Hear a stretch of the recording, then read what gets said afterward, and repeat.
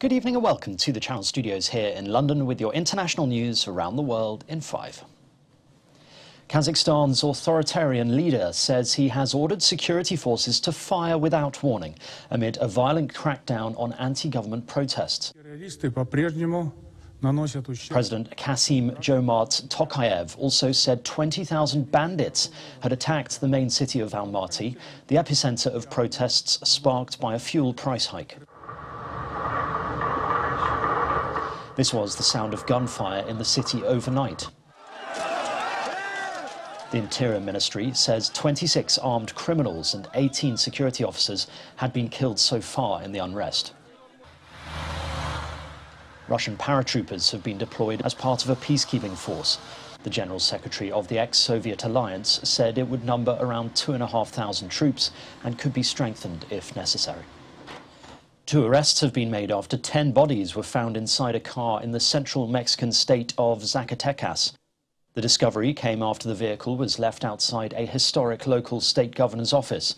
Officials became suspicious of a Mazda SUV car and found the bodies early on Thursday. The governor of the central state confirmed that 2 suspects had been detained. Mexico has long suffered with high levels of crime and rising murder rates. Ceremonies have been held in Paris to mark the 7th anniversary of the attacks on French satirical magazine Charlie Hebdo and a kosher supermarket in which 17 people were killed. The French Interior Minister and Paris Mayor led the tributes to the victims of the Charlie Hebdo attacks before laying flowers outside the hyper-caché supermarket. In 2015, the offices of Charlie Hebdo were stormed by 2 gunmen who shot and killed 12 people before being killed in a police assault 2 days later. A South African minister says the key to the prison cell on Robben Island, which once occupied Nelson Mandela, is going to be returned to South Africa rather than be auctioned in the US.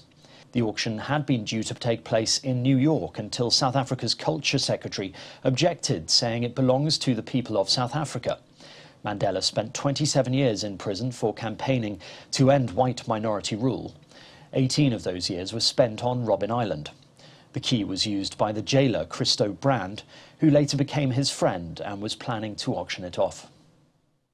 Anti-military rallies have continued in Sudan, with witnesses saying security forces shot dead 3 protesters and fired tear gas in the cities of Omdurman and Bahri. Protesters marched through the streets of Khartoum, chanting, beating drums and waving flags in the first of several rounds of demonstrations planned for this month. They're attempting to keep up pressure on the military, whose coup halted a power-sharing arrangement negotiated after the 2019 overthrow of Omar al-Bashir. Zimbabwe's president has declared that 28 parliamentary by-elections postponed in 2020 because of the coronavirus pandemic will now be held on the 26th of March. Critics have accused the government of using the pandemic to thwart democracy. The state electoral body says that local government by-elections would also be held. They're being seen as an early test for general elections scheduled for mid-2023. The world's #1 tennis player is not being held captive in Australia, according to a top official, as Novak Djokovic faces deportation over COVID vaccination rules. The Serb star remains in an immigration detention hotel in Melbourne after being denied entry with a court challenge due on Monday, a week before the Australian Open begins. Fans have gathered in protest outside the hotel, where the Czech player Renata Voráčová is also staying.